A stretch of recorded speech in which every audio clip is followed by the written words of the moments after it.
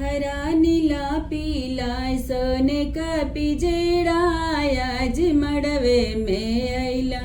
ससुरी ही जड़ाया जी मड़वे में अइला ससुरी ही जड़ाया जी मड़वे में अइला हार नहीं नथिया नहीं सानय तना हमरे पापा के करे परेशान तना हमरे पापा के करे परेशान तना हमरे पापा के करे हरा नीला पीला सोने का पिजेड़ाया जी मड़वे में अइला भसुरी ही जड़ाया जी मड़वे में अइला भसुरी ही जड़ाया जी मड़वे में अइला टीका नहीं बिंदिया नहीं सानय तना हमरे चाचा के करे परेशान तना हमरे चाचा के करे परेशान तना हमरे चाचा के करे हरा नीला पीला सोने का पिजड़ाया जी मड़वे में अइला देवर ही जड़ाया जी मड़वे में अइला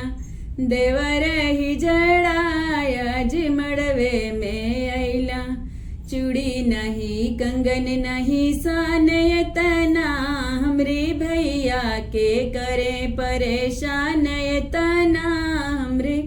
भैया के करे परेशान तना हमरा भैया के करे हरा नीला पीला सोने का पिजड़ाया जी मड़वे में अइला बरती हवाही जड़ाया जी मड़वे में अइला बरती हवाही जड़ाया जी मड़वे में अइला दुल्हा के अजब बचाली मंडप में बवाल कैली बा दुल्हा की अजब बचाली मंडप में बवाल कैली बा टीका वाले आइल बा उधार टीका वाले आइल बा उधार तगादा खातिन मार कैले बा टीका वाले आइल बा उधार तगादा खातिन मार कैले बा दुल्हा की अजब बचाली मंडप में बवाल कैली बा दुल्हा की अजब बचाली मंडप में बवाल कैली बा हर वाली आइल बा उधार हर वाली आइल बा उधार तगादा खातिन मार कैले बा हर वाली आइल बा उधार तगादा खातिन मार कैले बा बरती हवन का अजब बचाली मंडप में बवाल कैले बा ससुर का अजब बचाली मंडप में बवाल कैले बा पायली आइल बा उधार तगादा खातिन मार कैले बा